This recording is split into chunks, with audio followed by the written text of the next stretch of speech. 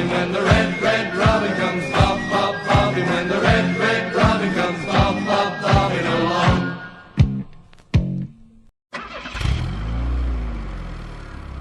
The Robin Pod is powered by Budget Tyres Auto Centre. Make them your first and only choice for a vast array of vehicle services. They are reputable East Hull-based car specialists and dedicated to providing quality services at reasonable prices. And don't forget, they are trusted by the players, club officials and supporters of Hull Kingston Rovers.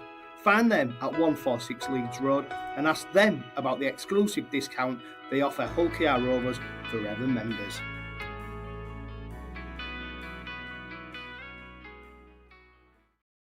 Hello and welcome to the latest edition of the Robin Pod Weekly. This week I am joined by one of the men behind rugbyleague.com. He shares his experiences of the Amsterdam Challenge, and I'm joined by the editor of the Gerrim Onside Rugby League fan site. Nathan, welcome to the Robin Pod. How are you doing? I'm all right, thanks. Thanks for having me back. It's nice to be back on. Talking to you again. Isn't it great to be just talking about rugby league? Just talking about the game. It's like the off season seems so long. It does, especially when you're trying to think of something to write for the website, and there's nothing happens for 2 months. So you have to cobble little bits together. So yeah, I can't wait for the season to start now. Yeah, Nathan, we've had you on before, and you've talked about Gerrim Onside. I tell you what, refresh us. Tell us why you've done it, what we can find, where we can find it, and tell us why it's so great. Gerrim Onside was a website that I started last April, so we're coming up to about a year now. And I'd seen there's a couple of rugby league sites around, but they all felt sort of generic and not as if it was coming from the fans. So I wanted... My first idea was to try and do a fanzine for Rovers specifically, but I sort of went off that idea and came to doing a fan site, which my initial hope was to get different fans from different teams to write bits and things like that, and also curate the news and try and keep it sort of low on clickbait and things like that, because I know that drives me up the wall. So I know that's something that'll annoy a lot of people. And it just sort of went from strength to strength. It's snowballed throughout the year. From starting in April to December, so 2024, we had over 10,000 views of the website. I do the weekly disciplinary updates, so I keep everyone informed of who's been banned and what have you. And as I mentioned before we went live, it's been a tough few months to try and think of things to come up with during the off season, because it just feels like so long. Well, Nathan, I tell you what, you've come up with somewhat massive, really. You've been trying to fill pages and web stories and probably social media, but tell us about this massive project that you've undertaken. Yeah, last October I started writing a book about rugby league, and when I first started it, I didn't really know what I wanted to do. But then I was looking on League Express and on the Kindle store, and I realised there were massive books of an almanac of rugby league history. For football, there's loads of books, like yearbooks of who's won the league. And do you remember the old Rothmans? Do you remember the old Rothmans books?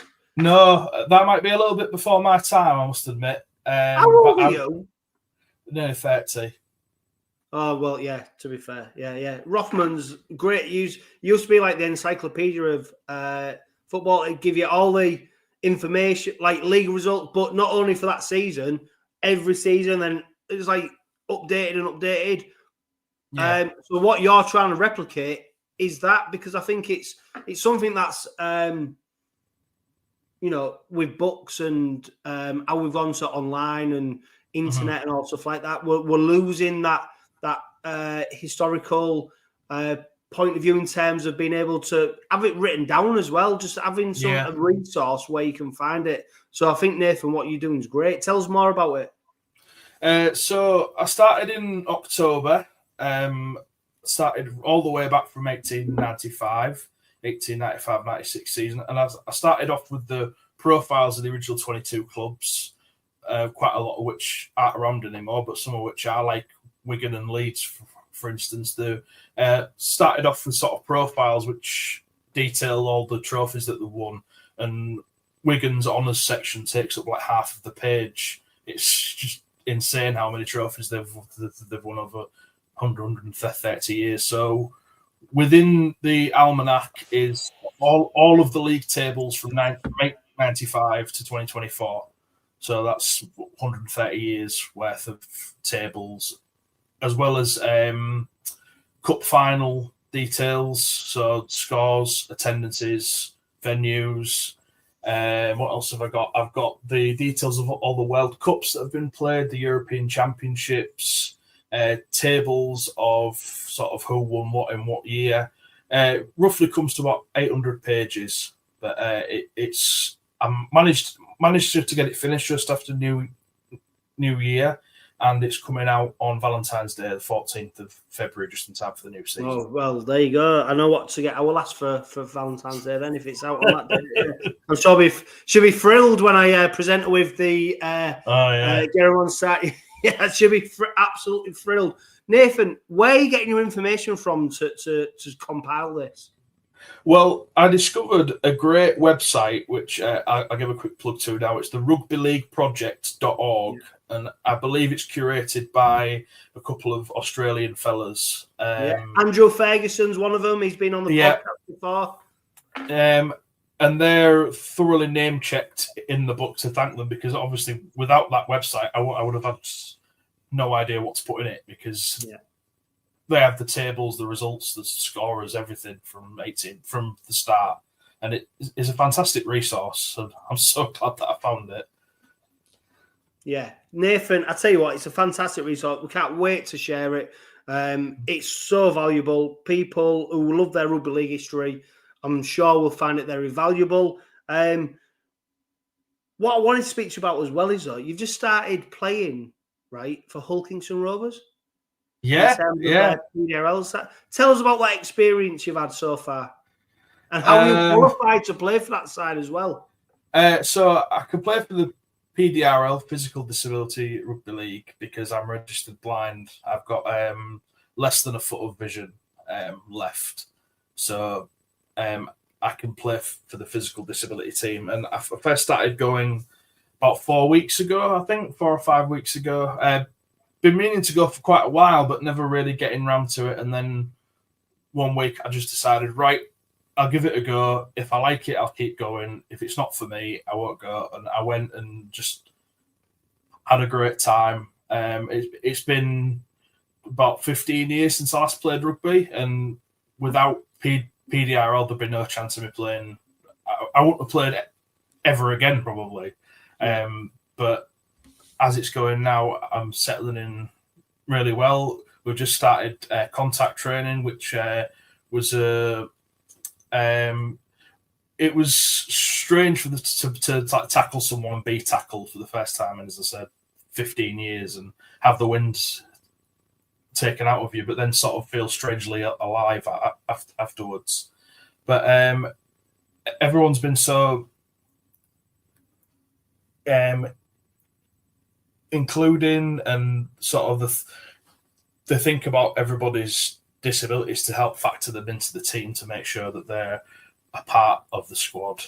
So in PDRL, there are certain players who wear red shorts who you're not allowed to tackle, which would be a bit of difficulty for me, because I won't be able to see them until it'd be too late. It'd be too late, basically. So we're sort of factoring in shouting when people with red shorts have got the ball, so I know not to run at them full pelt and flatten them, because I'm not a small guy. I'll be playing in the forwards, I imagine.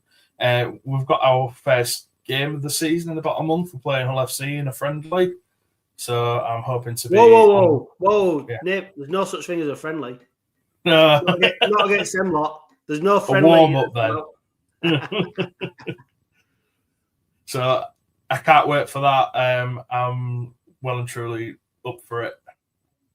Yeah, I tell you what, Nathan. I mean, I only want to hear about your experience, but there'll probably be people watching and listening to this who could probably benefit from going to the PDRL sessions, the LDRL sessions. They've got the wheelchair rugby league as well now. There's lots of opportunities to get involved with a club.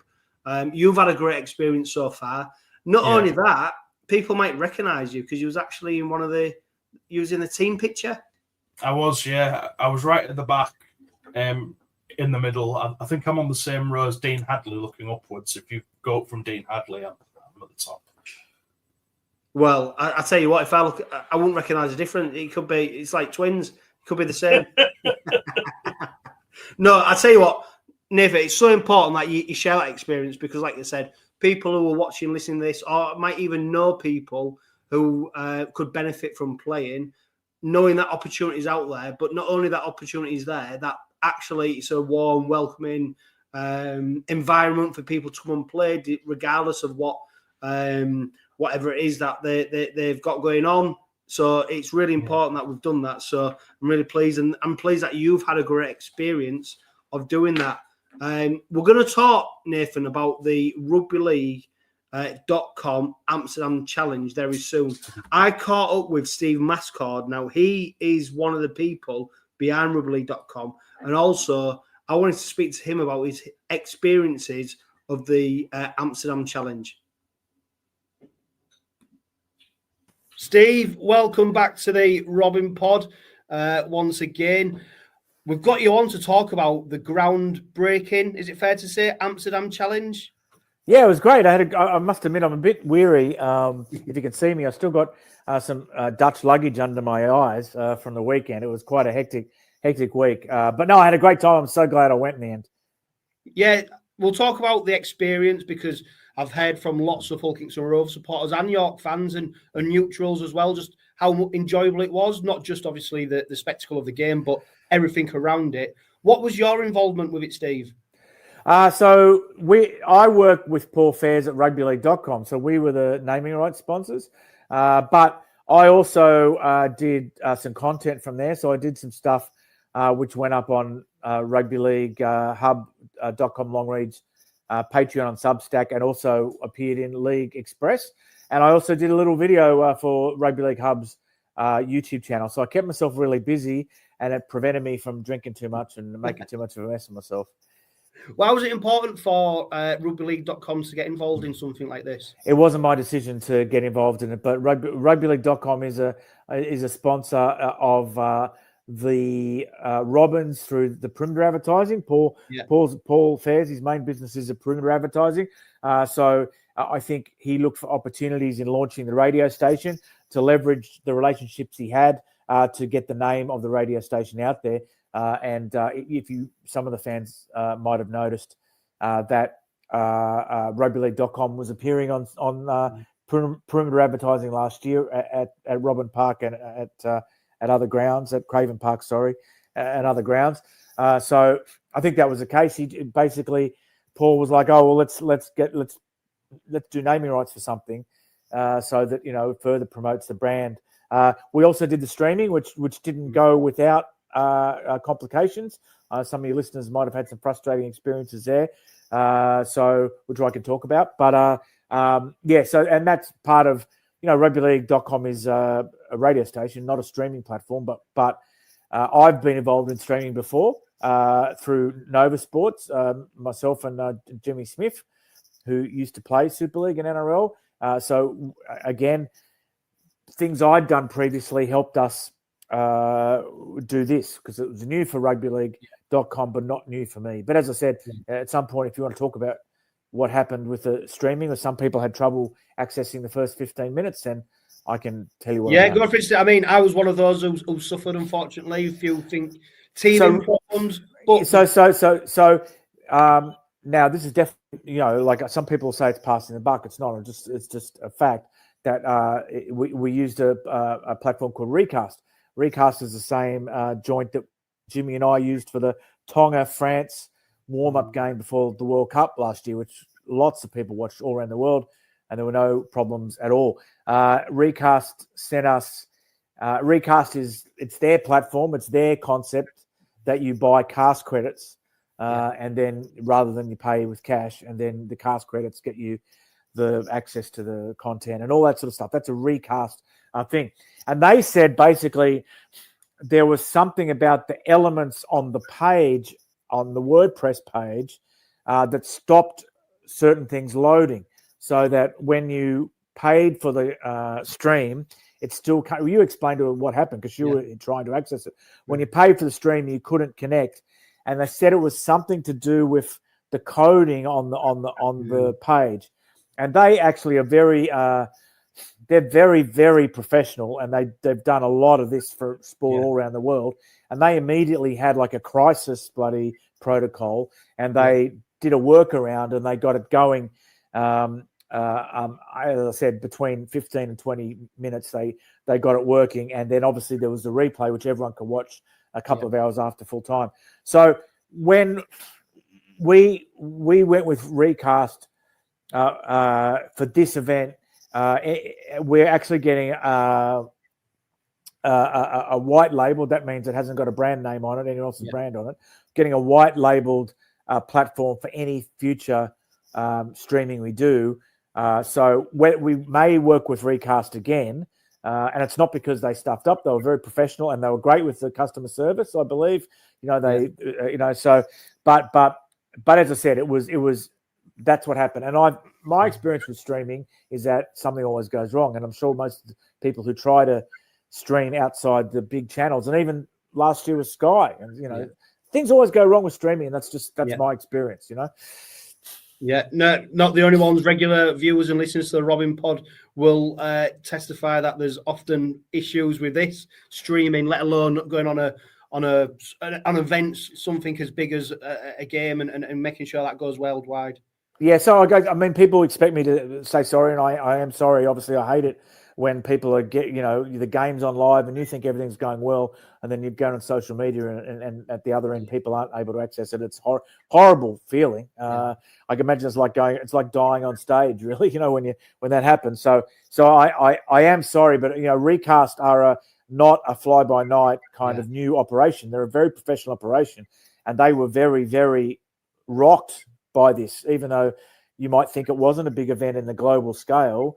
To them, they this sort of problem doesn't happen to them very often. So they were pretty rattled by it themselves, Hey, look, when it was up and running, it was a great product. It was great. The quality, everything about it was great. And people who are watching, listening to this, if you did subscribe to it, check your emails, because you've been awarded some free credits as compensation. So look, it is what it is.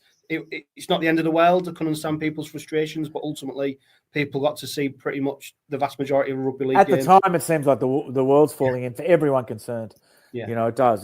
So there's no excuses. You won't get any excuses from me, but that's the background of what happened. Yeah. So the Amsterdam Challenge, was it something you was a fan of prior to go into it? Oh, super excited. I mean, I've been to and covered rugby league in 15 or 16 countries, and Netherlands is one that I hadn't been to. And I'd sort of been in contact with people in Netherlands Rugby League over the years without having met pretty much any of them. And it was a great story with Dan, who was the president and who proposed to his girlfriend at halftime. So no, it was fantastic. And part of me, at least I got the opportunity, because I got there late on Thursday. So I got the opportunity on Friday to go out to Belushi's and to go to the 𝗀𝗂𝗃 function. So I had a few beers, got home at a very, very old man early time, and I felt fresh as the daisy the next day, and I was happy with the work I was able to do. And I think it was more important to kind of tell people who weren't there what it was like than for me to have a jolly. So I was very pleased with the way the weekend went. Yeah. For me, and I think what was important to it, Steve, it was more than just the rugby game. It was more than just the game between the Robins and York, wasn't it? It was everything else that went around it, not least the work that was done in the Amsterdam community to engage people in rugby league and hopefully spread the gospel that rugby league is the greatest game of all. Which is why it's important that this isn't a standalone fixture. It carries on. You know, it was interesting when they were saying I might go to another country next year. And I thought about all that branding that they did, all those microphone covers and media backdrops and banners and perimeter, you know, they weren't going to waste all that money in 1 year. They weren't be able to use them again, you know. So I thought I'd definitely go back to at least once. There was the best branded one-off event I can remember. You know, like even compared to Australia, like, you know, in Australia, I don't know what it's like now, okay, because I've been gone since 2018. But for instance, if you have like a charity shield, which is, you know, Souths and Dragons preseason or something like that, I mean, the branding would match a World Club Challenge as far as just the amount of you know, marketing inventory and physical hoardings that were employed for this event. It would be more than a World Club Challenge, and so the club did an amazing job in that area, I think. Yeah, and I suppose, Steve, with things like this, is ultimately, you know, not always, don't happen every time, but ultimately, the more you put into it, the more you get out of it, and you know, that's an old saying, isn't it? But I think with something like this, you've got to really invest in it as a club, not just necessarily monetary wise, but invest into the concept. Well, I guess when you're having meetings and you go, well, you know, we're going to make up some microphone covers that say Amsterdam Challenge on it, someone in the meeting is going to go, that's a complete waste of money. Do you think we're made of money? You know, blah, blah, blah. And so someone, you know, has obviously at a very high level in the club has said, no, we're going to spend this money that doesn't have an immediate comeback, an immediate profit come back from it, because it's all about the general impression and it's all about building the branding of the club. And we're going to wear some expenses that may seem extravagant, you know. And I think, and our game kind of lacks that a lot. We work at the minimum that it might cost to get something done, and then we spend it a bit less, you know. So I just thought that it was very impressive and very professional in that regard and world class, you know. Yeah, people who were following the Amsterdam Challenge on social media were seeing lots of fan pictures from both clubs. Encouragingly for the game as well was the amount of tickets that were sold to natives of Holland and people across Europe. What was the atmosphere like in the stadium and around it, especially in Craven Street on tour and seeing the fans mingle and just talking about rugby league? What was the atmosphere like? Oh, no, it was good. I mean, bear in mind there was 2,700 people there, so it wasn't a Challenge Cup final, you know what I mean? But it was the travelling fans were very noisy. There were a lot of locals. I think a lot of them would have been, you know, people who'd been to rugby union. I know, speaking to people we were working with on the ground, they were going, you know, how many points for a try, how many points for a goal, blah blah blah. You know, they were used to rugby union. They said, had a fewer stoppages, you know. But it was. I mean, there was obviously travelling fans from both clubs, some expat English, Aussie, Kiwi, and South African, you know, people there. I believe there was a group come up from Germany who were rugby league fans, and it was that's the atmosphere you would expect. People loving on a Saturday afternoon, having a beer and having a laugh. The lines. It was a wonderful stadium, a wonderful boutique stadium. That's the one thing, as far as, you know, the differences between the codes, is that, you know, the equivalent for us of the Netherlands would be maybe Vanuatu. I mean, can you imagine the Vanuatu? I'm talking about rankings in the world and stuff. Can you imagine the Vanuatu Rugby League having this purpose-built stadium with a 3G pitch and a wonderful bar and a boardroom overlooking the ground and a perimeter fencing that you can't jump? You know, it's just, you know, the rugby union's got a lot of money and they're able to sort of dole it out to the developing nations so they can build great facilities like that. You can only envy them in that regard. Yeah, I mean, look at it. Do you think the future of this type of event, and I mean, in particular for Hull Kings and Rovers, is that you make it into an event? So the game's almost running alongside of it, but it's not actually the main thing that people want to go for. They want to go for everything you just spoke about, the experience, everything else.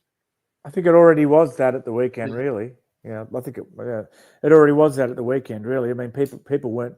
I mean, the 𝗂𝗂𝗃𝗃 fans and the travelling fans were paying a lot of attention to the match, but the Dutch fans were just having a bit of fun. And as I left, which was quite late because after media conferences and stuff like that, Craven Street was still pumping. So no, that's what it is. I think it is. I think it's a good place to take matches, and and I know that Dan Van Rossum said one day we'd like to have Magic weekend here.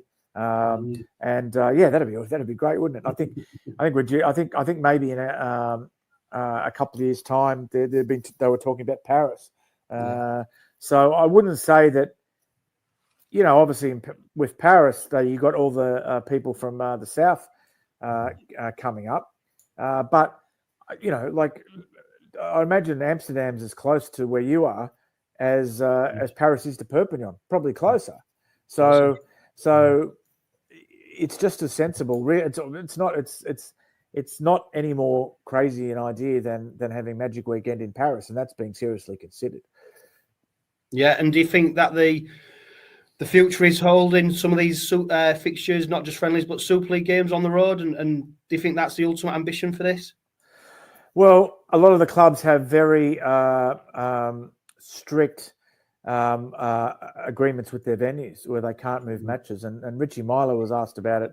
I'm sorry to mention the other mob, but he was asked about it at their media day a couple of days ago. And he said, well, I don't think we can get out of the stadium and we can't move a game. And I think that's the same in a lot of places, which is really unfortunate. This ground only holds 4,000 people. I would think that maybe, in practical sense, it wouldn't be bad. You fill it up. But I guess from the optics point of view, a Super League game being moved overseas and then the joint only holds 4,000 people, it gives too many critics ammunition. So that's my within half an hour of walking in, my first thought was, let's play a comp game here. So yeah, that was a vibe, Yeah. And Steve, you're heading back to Hull later today for the Hull Kingston Rovers Media Day, which is taking place tomorrow. Yeah. What I've noticed off the field, especially with the club, is a real high level of professionalism and a real desire from the staff to deliver for the club, and which ultimately delivers for the supporters and the sponsors and everyone else. But it does become really apparent to me that they are taking it to that next level off the field.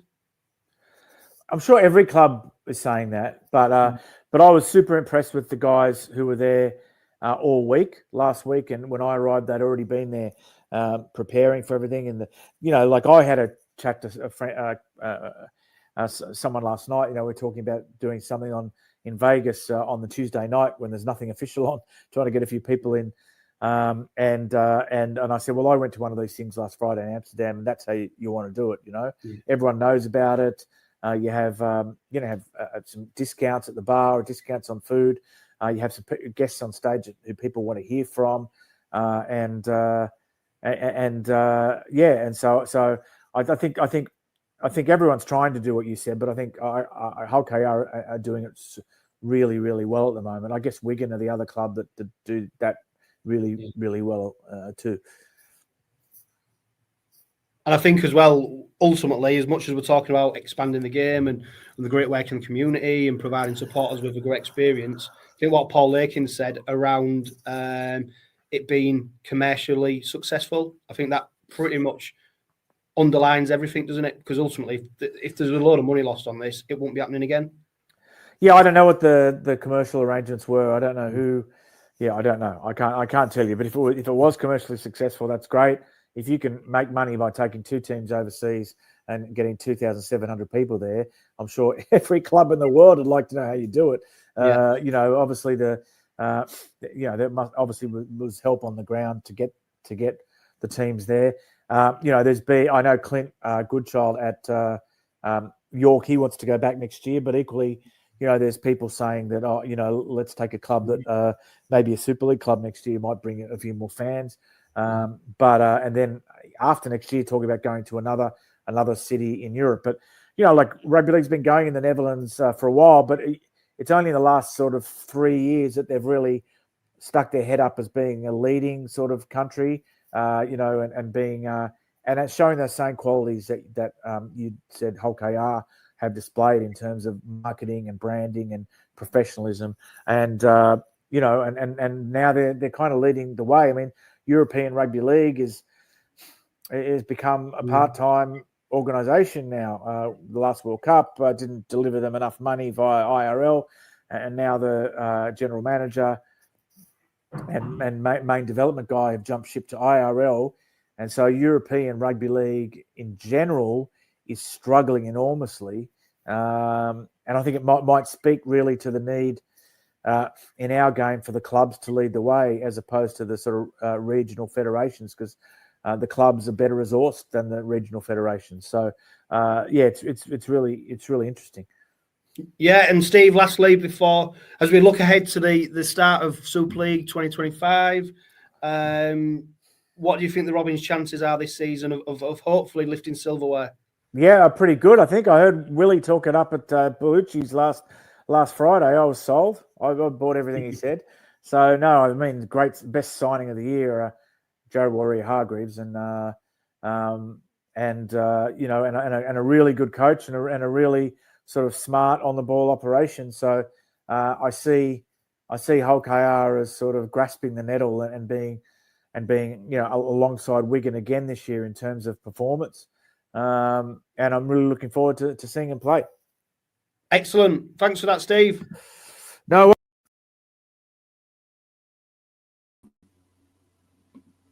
Nathan, was you a fan of the Amsterdam Challenge?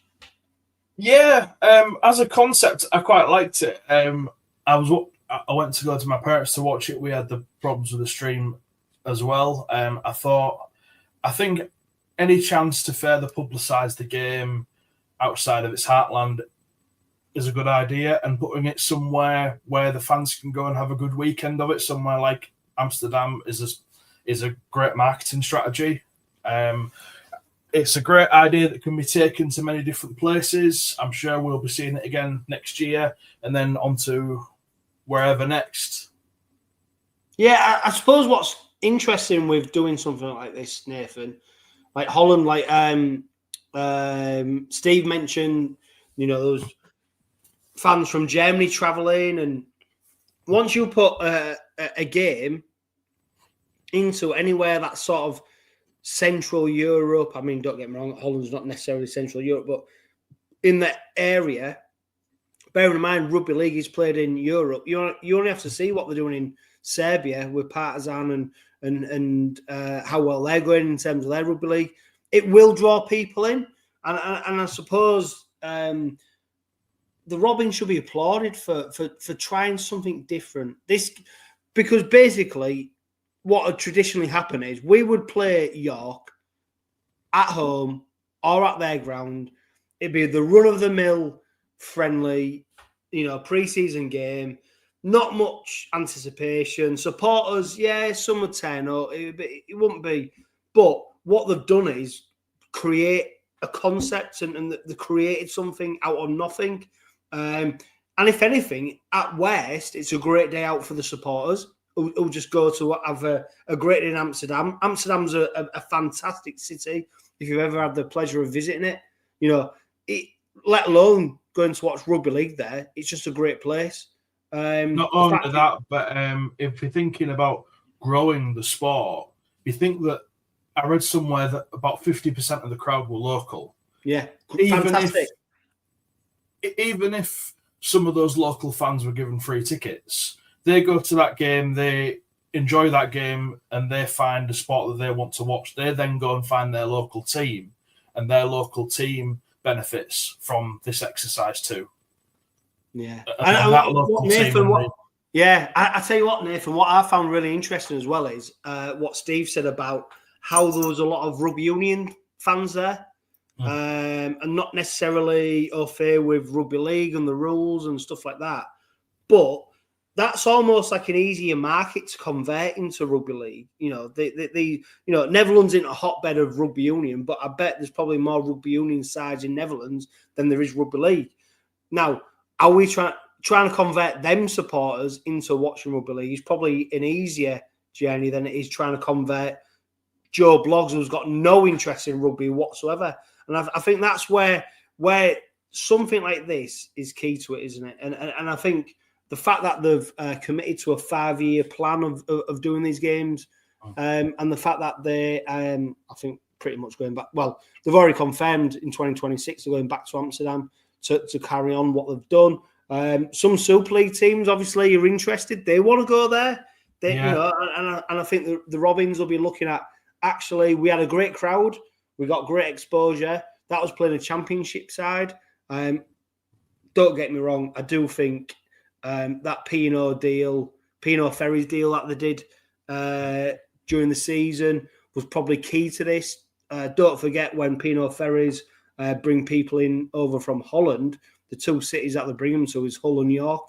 So I think there was a big marketing that would have been part of it, and you know, it didn't pan out that way. So it'd be interesting then to see who the next opposition is, based on what deals they do next. But I do think this is a really great concept, and like I've said before, like if at West it's just a great opportunity for supporters to go watch their team, that's great.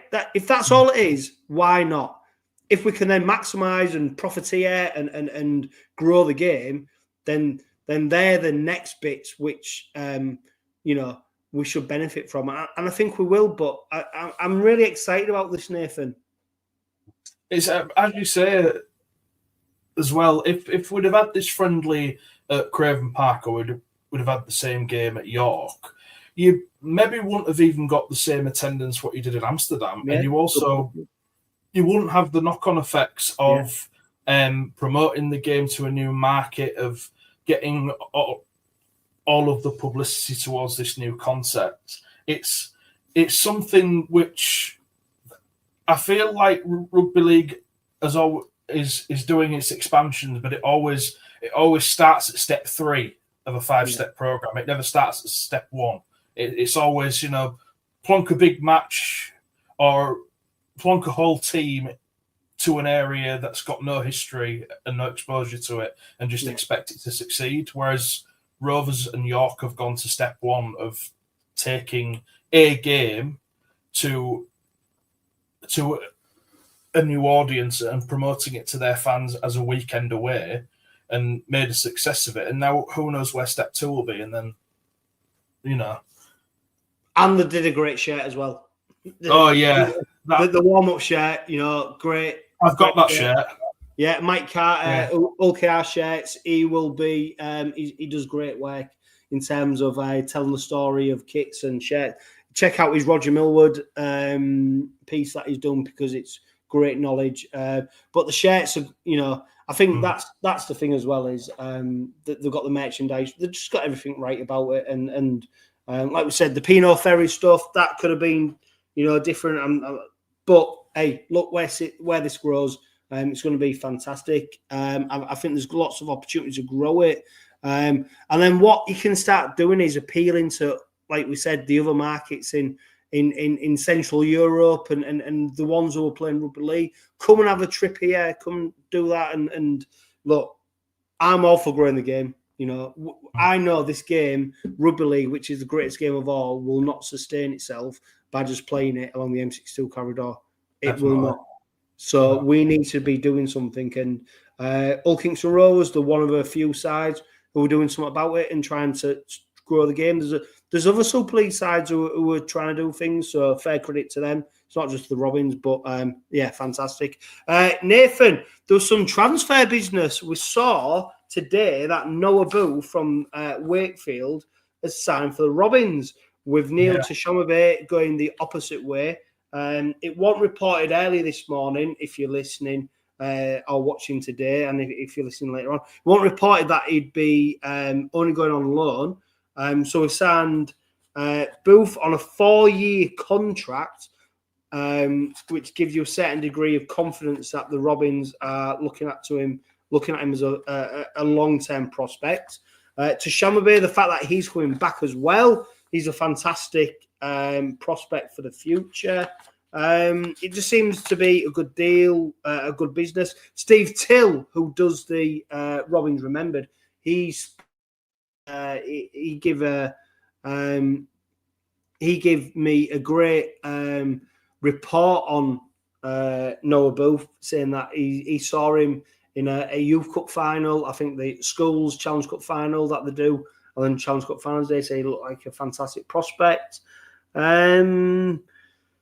Yeah, I mean, a 4-year contract, Nathan, at the age of, 19, 20, I think, gives you a certain degree of confidence that the Robins think that he may be a prospect to eventually break into the first team.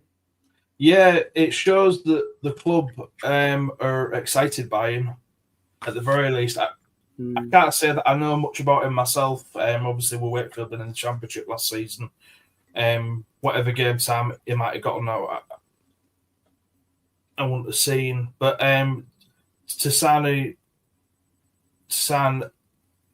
a young player to a 4-year contract shows that the club is behind him. And to 𝗕𝗲𝗄𝗏, I do believe he's out of contract at the end of the season, so he might not be coming back to us even after his loan. But obviously that remains to be seen. But if he does end up coming back, then we've not really sacrificed anything, have we? Because you wouldn't have thought 𝗕𝗲𝗄𝗏 would make many first team appearances during the season. So it looks like a win-win scenario for us. Yeah, and if you look at Noah Booth's first words that he says, firstly, I'm delighted to have signed for 𝗁𝗂𝗃𝗏. He said, it's a big move for me. The club is going to great places, and I'm looking forward to being part of it. It's a massive opportunity for me at 𝗁𝗂𝗃𝗏. I think it's a perfect place to push me to the next level. 𝗁𝗃𝗍𝗓 said Noah's good speed and is an athletic outside back who can also play in the halves and fullback.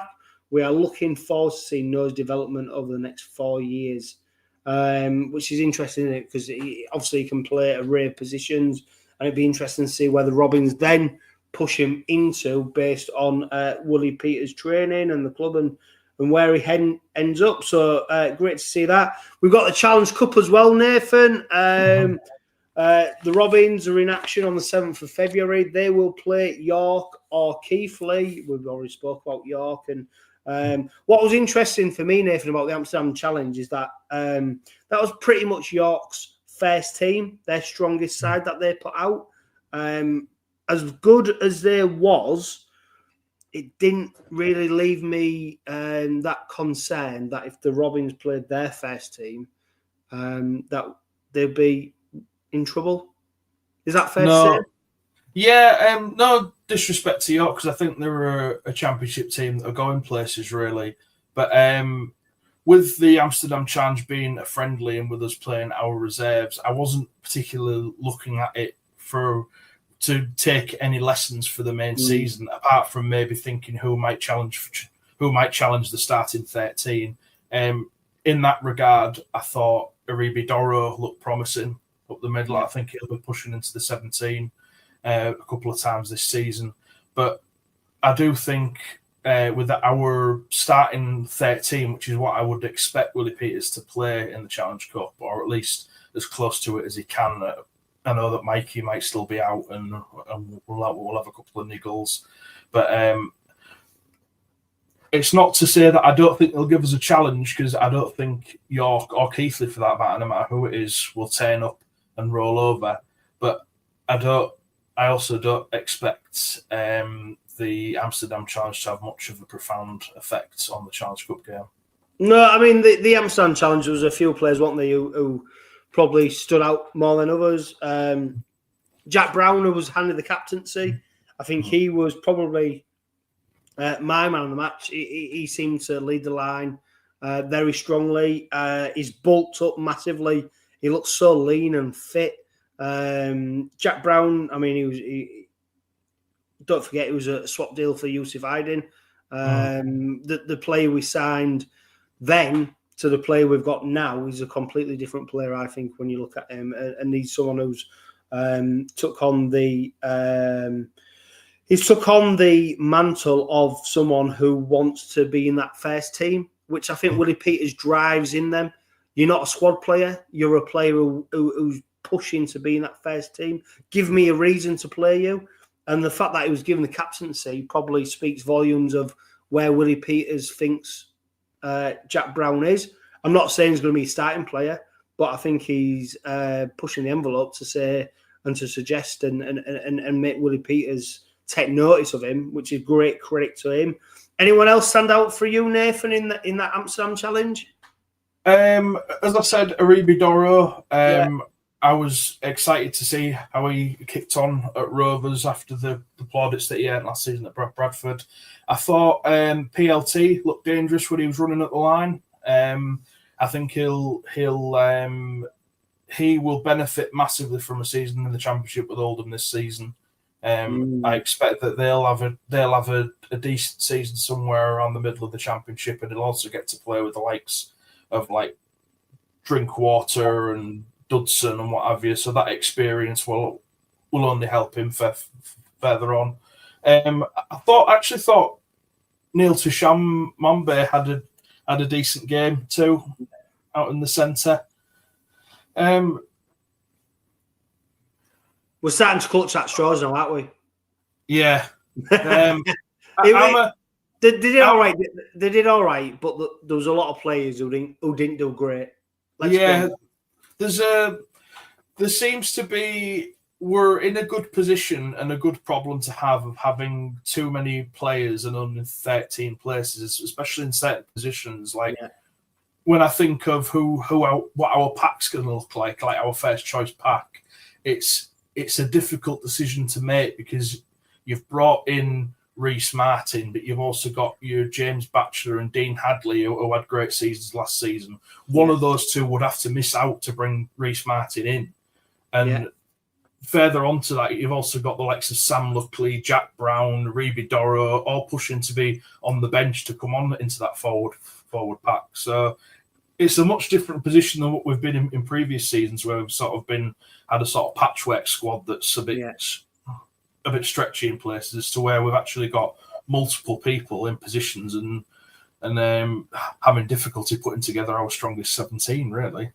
Yeah, it's going to be a great challenge. And I dare say, though, when we play that Challenge Cup game, whether it be York or Keighley on the 7th of February, you will get an indication of where Willie Peters thinks that squad is at that time.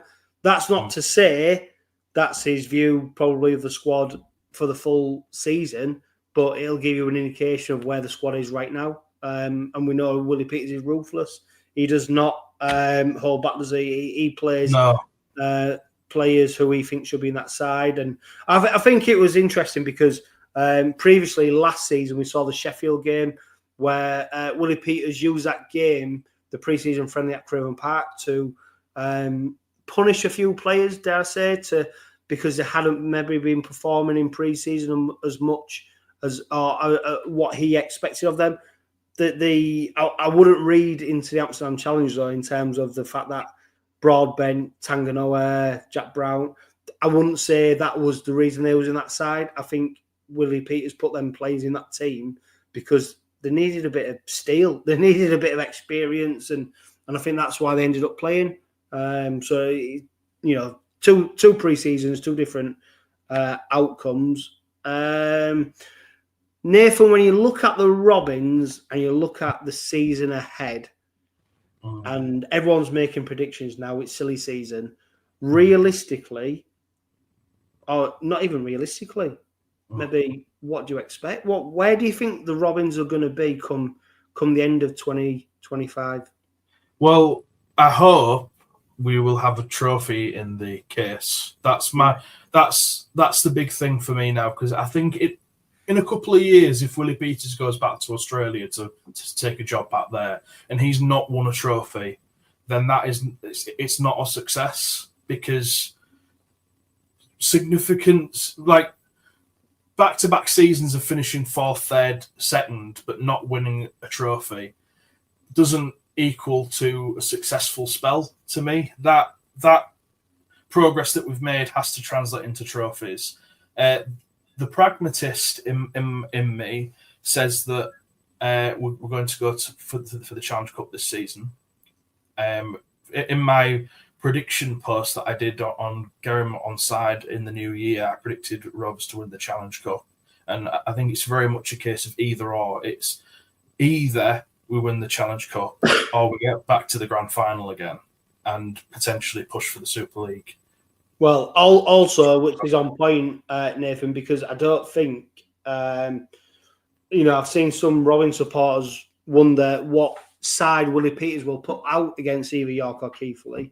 In the pursuit of silverware, they will not leave anything to chance, which is why you will probably see the strongest team available to 𝗲𝗎𝗄𝗎𝗍 at that time against York or Keighley, because they are hell-bent on trying to do something, and they will not see they'll see no reason why to play a weaker side. And also, don't forget, we play Castleford the week later in the first game of Super League, so it's the prime opportunity to get players into the fold, playing first grade rugby league at an intense level, what we need them to be at, ready for that Castleford game.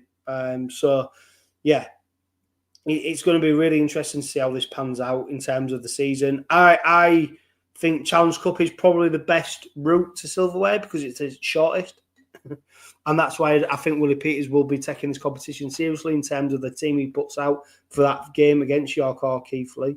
But on the same side, I'm so surprised, Nathan, that there's a lot of detractors to the Robins in terms of thinking that we've not recruited well or where we're spent for. And I'm thinking, if I look at the recruitment of what the Robins have done in terms of the other sides, in terms of also retention, what we've kept, I think we look pretty strong. Like, the only thing I'd say to that, Nathan, and great to get your opinion on this, we are an older side. We've got a lot of 30-plus players in that team.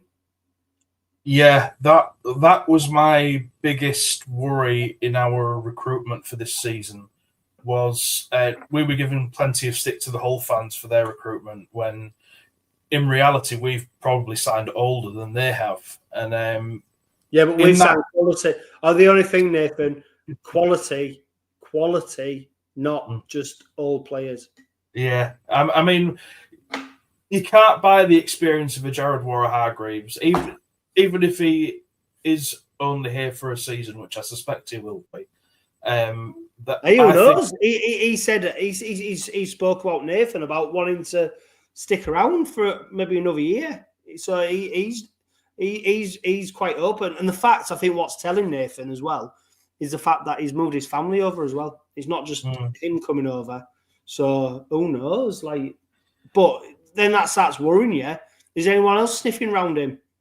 Yeah, I think in respects of people writing us off, they obviously haven't learned their lesson from last season, because last season we were supposed to be a flash in the pan from the season before, and look what happened there. And I think we have as good, if not a better side for this season, albeit it's probably a side that's going to be better for a single season, given the age of some of our players. I think we need to be looking for big recruit for 2026, but this season is the biggest chance that we'll have for silverware. If you look at the teams around us, there's Wigan, who haven't recruited because they haven't really needed to.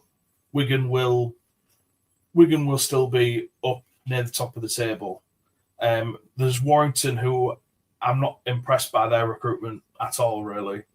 Having looked through each club's signings, incomings and outgoings, I think Warrington will be up there with us and Wigan again, but I'm not as impressed by their recruitment. We look on paper, and I know it's always dangerous to look at a team on paper because the game's played on grass, not on paper, but we have a stronger side this season, and last season we were only 2 points behind Wigan.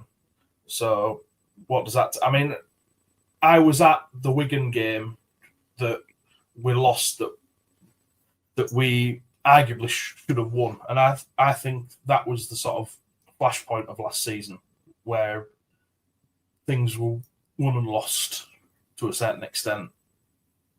Yeah, totally agree. Shoulda, woulda, coulda. Question time.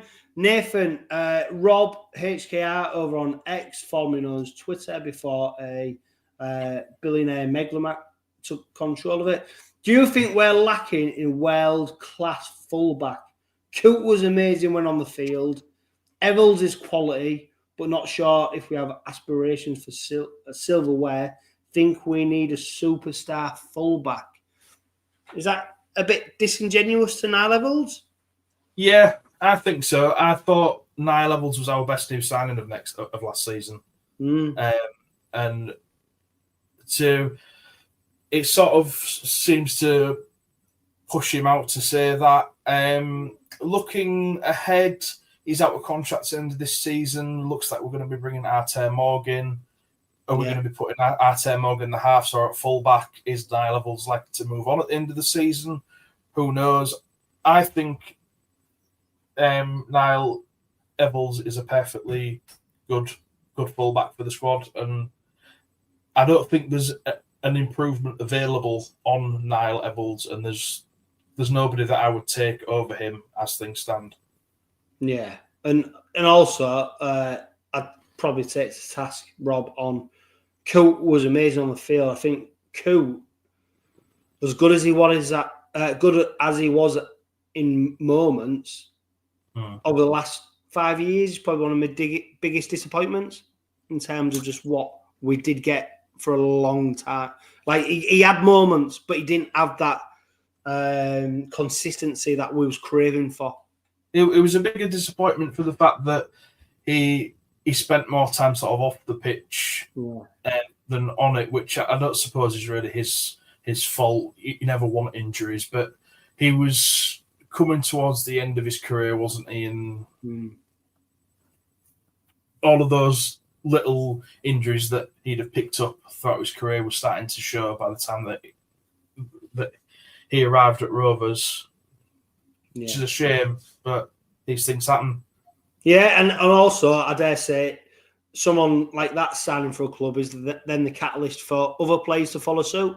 To see the Robins make, signing like Lachlan 𝗂𝗂𝗋, then other players then put their ears up and go, maybe, actually, yeah, I'll sign for them if they're getting offered equal deals at other clubs.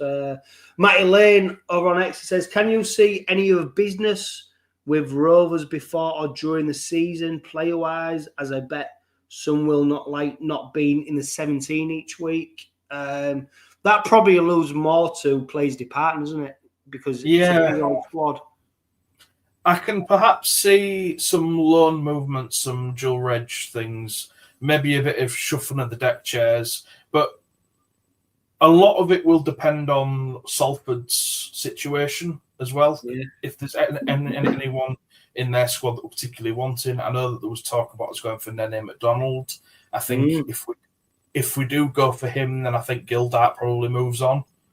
Really? Do you think Gildart could be a departure? Potentially, yeah, because I rate Gildart, but I would take McDonald over Gildart, and I also think that Jack Broadbent's not let us down. And if you're going to be bringing in Nene McDonald, you're only going to get one dispensation. That would have to be on the quota. If you want any dispensation for the salary cap, then you're going to have to move on someone like Tyrone May, maybe, which I would much rather move on Gildart and bring in McDonald than move on Tyrone May. Yeah, well, I think May's nailed on, mate. I can't see moving on an half-back, not at this stage of the season. McDonald's an interesting one because if he's available, apparently... Well, the only thing at the moment, Nathan, is I don't know if it's agents doing it, but anytime a player comes available, 𝗀𝗃𝗃𝗃 gets mentioned next to him. Yeah. It's almost like... I don't know whether the agent's doing it or whatever, but 𝗀𝗃𝗃𝗃 are interested, regardless of who it is. Yeah, I think that's going to happen now that we're in the position that we are, that we're linked with every sort of top player that becomes available. If it is a player the calibre of Nene McDonald, though, you would be a bit daft to pass up on the opportunity, I think, should it present itself to you. Nathan, remind us of where we can catch Gerrim Onside. So it's Gerrim Onside, that's 𝗬𝗓𝗃𝗃𝗃𝗃 onside.co.uk. Singing a song when the red, red robin comes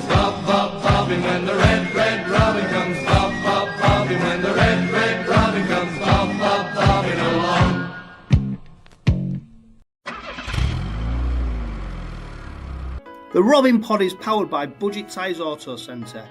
Make them your first and only choice for a vast array of vehicle services. They are a reputable East Hull-based car specialist and dedicated to providing quality services at reasonable prices.